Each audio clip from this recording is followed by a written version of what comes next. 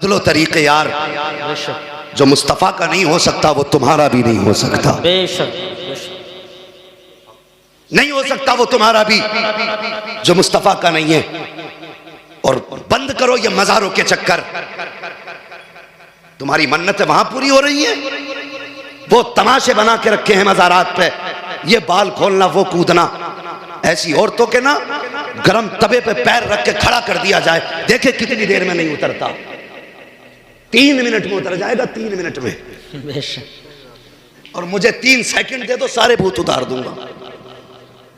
तमाशे बना रखे जी, हकीकत। हद करके फेंक दी। अब तो मजार निकालना है नए नए। अल्लाह माफ करे, वो किसी ने मजार निकाल लिया, 3 मजार निकाले एक खेत में ले थोक में। तो जिसका पुराना था वो कह रहा मेरा बिजनेस बद्दा हो गया, कह रहा मैं अपने उस खेत में बनाऊंगा मजार। ऐसा लग रहा मजार नहीं, ताजिया बनाए घूम रहा सब। कौम अंधी हो गई, अल्लाह माफ करे। ये भी जा जा के गिर रहे हैं। रब पे से खत्म हो गया इत्तेकाद, रब की जात पे कोई भरोसा नहीं। देखो हालात, देखो मोदी ने बर्बाद कर दिया, योगी ने बर्बाद कर दिया। घर में कुरान खुले हुए 6 महीने हो गए। बेशक हकीकत। हाँ, बर्बाद मोदी कर रहा, तूने कुछ नहीं किया।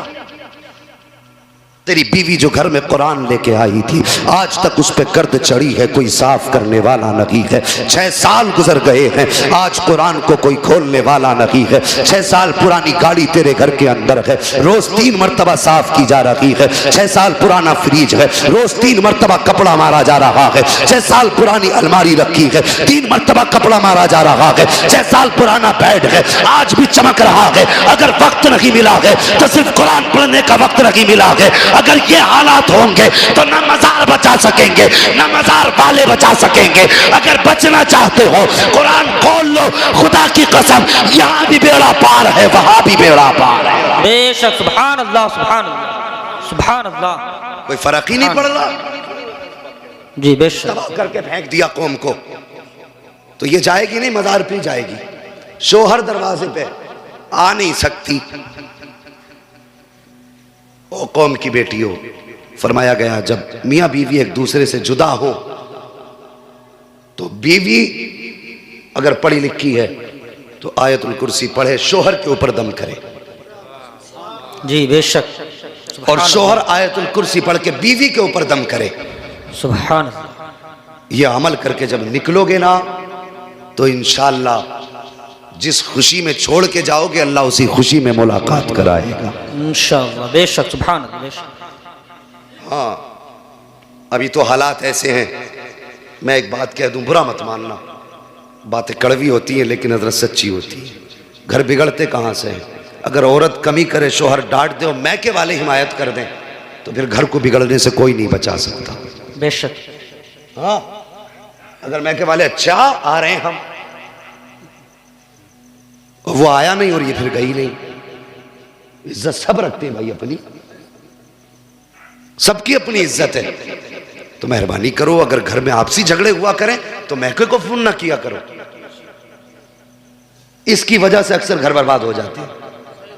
और लड़की वालों, तुम भी बेटी को रुखसत किया करो ना। तो ये नहीं कि बस फोन कर दिए, घर दूर नहीं है, लल्ला आ जाएगा मोटरसाइकिल से। ये पहले ही कहता है कान में। अभी वो रो रही है रुखसत होते हुए, कान में कह रहा रो क्यों रही है, कोई बात हो तो बता दिए। अबे वो कोई जेल में जा रही है जो ये नसीहत कर रहा है, फोन करके बता दिए। हमने हालात सच्चे यही हैं कि दिल के पपोले जल उठे सीने के दाग से, इस घर को आग लग गई घर के चिराग से। बेशक बेशक। हमने अपने घरों को खुद बर्बाद किया। बेटियों को रुखसत करते वक्त ये ना कहा करो कि बेटी जा रही है परेशानी हो तो फ़ोन कर देना। अगर बेटियों को रुखसत किया करो तो मुस्तफ़ा की तारीख उठा के देख लिया करो। हुजूर बेटी को रुखसत कर रहे हैं।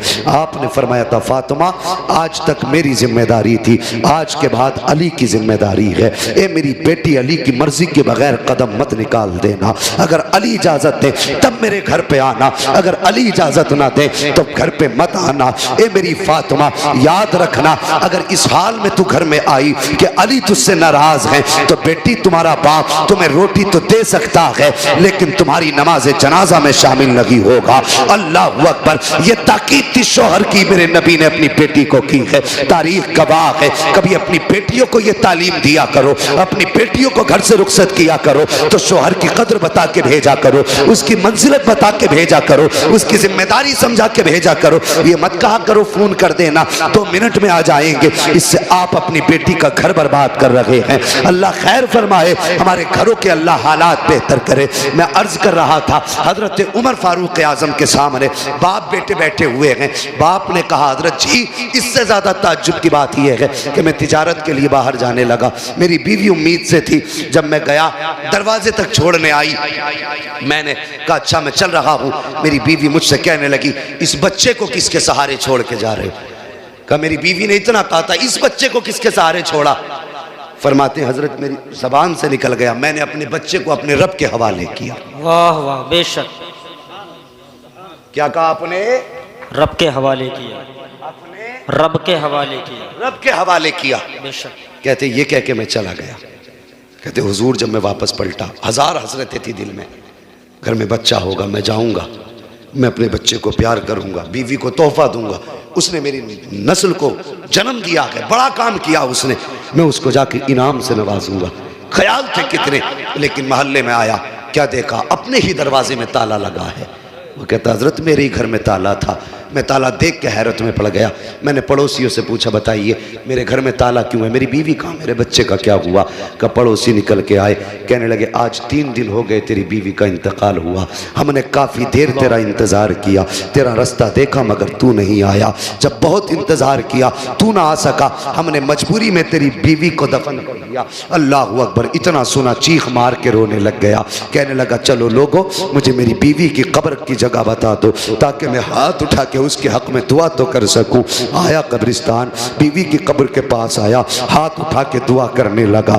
दुआ के बाद जब ये वापस जाने लगा इसको ऐसा महसूस हुआ जैसे कब्र में आग जल रही है, कब्र में आग का इसको एहसास हुआ कि इस कब्र में आग लगी है। ये आ तो गया मगर बिस्तर पे लेटा, बर्दाश्त ना हुआ। सोचने लगा मेरी बीवी नमाज की भी पाबंद थी, रोज़े की भी पाबंद थी, शोहर की भी वफादार थी, कभी उसने शोहरों की अमानत में खयानत नहीं की, फिर उसकी कब्र में अजाब क्यों? फिर परेशान था। कहने लगा हजरत में करवटें बदलता रहा, करवटें बदलते बदलते दिल में आया चल यार चल के देखते हैं कब्र में आग क्यों लगी है। कहा हजरत में फावड़ा लेके गया, जाके कब्र की मिट्टी हटाई, जब तक तख्ते हटाए, कहता जब इसी तख्ते हटाए मैंने पहला तख्ता हटाया, क्या देखता हूँ हजरत कब्र में कोई आग न थी, कफन पूरा महफूज था, जिस्म भी महफूज था। लेकिन फिर मेरे दिल में ख्याल आया चल ये तेरे जहन की बात रही होगी, तुझे धोखा हुआ होगा। कहने लगा मैंने चाहा तख्ता लगाऊं, का तख्ते का इरादा था कि अचानक कब्र के अंदर से बच्चे के रोने की आवाज आ जाती है।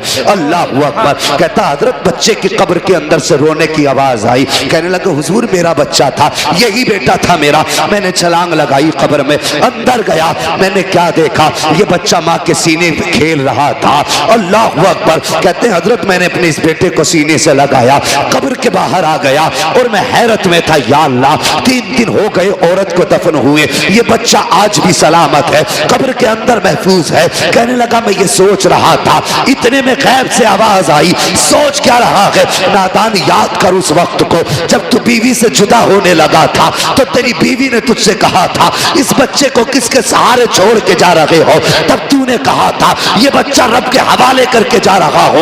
आवाज आई थी नादान सिर्फ बच्चा हमारे हवाले किया था इसलिए जिंदा लौटा रहे हैं, अगर बीवी हमारे हवाले कर देता तो हम बीवी बच्चे दोनों जिंदा तुझे वापस कर दे। सुभान अल्लाह सुभान अल्लाह सुभान अल्लाह माशाअल्लाह सुभान। बहुत खूब। खुदा के वास्ते जब घर से निकला करो तो बस दुआओं के साथ नहीं, दुआओं के साथ निकला करो। जब भी घर से कोई जाए फी अमानिल्लाह कह दिया करो, जा तुझे रब की अमान में दिया। बेशक कितने भी हादसे होंगे, फिर जब बंदा रब की अमान में होता है ना तो सारे हादसे दाएं बाएं होके निकल जाते। करेंगे इंशाअल्लाह ये काम। इंशाअल्लाह घर से निकलें तो फी अमानिल्लाह कह के निकले, अल्लाह की हिफ्ज़ व अमान में दे के अपने आप को, अपने बच्चों को जाया करें। मैं अर्ज कर रहा था, कौम की बेटी हो, शोहर के लिए बद्दुआ न कर। अगर ये चला गया तो फिर तेरी जिंदगी की खुशियां रूठ जाएंगी। हाँ, फिर तेरी जिंदगी में बहारों का कोई मौसम नहीं आने वाला। अगर ये चला गया तो लोग अपनी नजरों को कुत्ते की निगाहों जैसी बनाएंगे और फिर तुझ पे डालेंगे। शोहर तेरे लिए सिर्फ एक कमाने का जरिया नहीं, खिलाने का जरिया नहीं, बल्कि हजार आफतों के और तेरे बीच में एक पहाड़ बन के खड़ा रहता है। हाँ, खुदारा कभी शोहर के साथ बदकलामी ना करना, कभी उसके एहसानात पे पानी ना फेरना, कभी उसकी दिल शिकनी ना करना, कभी उसका दिल ना तोड़ना। हजरत आमीना सुबह भी रो रही है, शाम भी रो रही है, ना आंसू सुबह को थमते हैं न शाम को थमते हैं। हजरत अब्दुल मुत्तलिब ने देखा आमीना के आंसू सूख नहीं रहे हैं। अल्लाह अकबर, बर्दाश्त ना हुआ, हरम शरीफ में आए, काबे का गिलाफ पकड़ा, रोने लग गए। कहने लगे, या अल्लाह, अब्दुल्ला मेरा सबसे प्यारा बेटा था, सबसे चहीता लाल था, मेरा छोटा बेटा था, मेरे मालिक वो चला गया, लेकिन मेरे पास 9 बेटे बाकी हैं। अब 9 बेटे हैं, या अल्लाह मैं अपने 9 बेटों को देखूंगा, तसल्ली हो जाएगी। लेकिन आमीना का तो सहारा सिर्फ अब्दुल्ला था। ये मेरे मालिक अब्दुल्ला चला गया है, आमीना के आंसू नहीं देखे जाते। ये मेरे परवरदिगार, आमीना का रोना बर्दाश्त नहीं होता है। मेरे मालिक कोई एक ऐसा बच्चा दे देना जो आमीना का सहारा बन जाए, जो आमीना का सहारा बन जाए। रो के इतना हजरत अब्दुल मुत्तलिब ने कहा था, गैब से आवाज आई थी, अब्दुल मुत्तलिब तू तो आमीना के सहारे की बात करता है, हमने फैसला कर दिया है जो आमीना की गोद में आएगा वो सिर्फ आमीना का सहारा नहीं बल्कि सारे जमाने का सहारा बन के आने वाला। सुभान अल्लाह, सुभान अल्लाह, नारे तकबीर, अल्लाहु अकबर, या रसूल अल्लाह, जिंदाबाद जिंदाबाद जिंदाबाद जिंदाबाद जिंदाबाद जिंदाबाद, अल्लाहु अकबर, सुभान अल्लाह, सुभान। तुम एक सहारे की बात कर रहे हो, हमने फैसला कर दिया है कि जो आमीना की गोद में आएगा वो सिर्फ आमीना का नहीं बल्कि सारे जमाने का सहारा बन के आएगा। वाह वाह, बेशक, सारे जमाने का सहारा बन के आएगा। अल्लाह अकबर। ये बात आपने सुनी, दौड़ करके घर आए। अब सुनिए आगे, अपने हुजूर की शान मुलाहिजा फरमाइए। अभी वक्त है ना मेरे पास 10 मिनट, अभी 10 मिनट है, जरा बोल दे सुभान अल्लाह। सुभान अल्लाह। पानी की जरूरत तो मुझे होनी चाहिए, तुम पीने लग गए बैठे बैठे लोग यार, अजीब हाल है। कोई बात नहीं, ये इनके लिए तो वैसे भी गुंजाइशें ही रहती हैं। ये अल्लाह वालों की जमात है। जरा आप पानी को ना देके मुझे देके कह दें सुभान अल्लाह, सुभान अल्लाह। और जो भाई मोबाइल निकाल के बैठे, इतनी सारी वीडियोस नेट पे हैं, अब भी मोबाइल में ही भरोगे, अब तो कम से कम सामने से सुन लो अल्लाह के बंदो। हाँ, बोल दें जरा सुभान अल्लाह। सुभान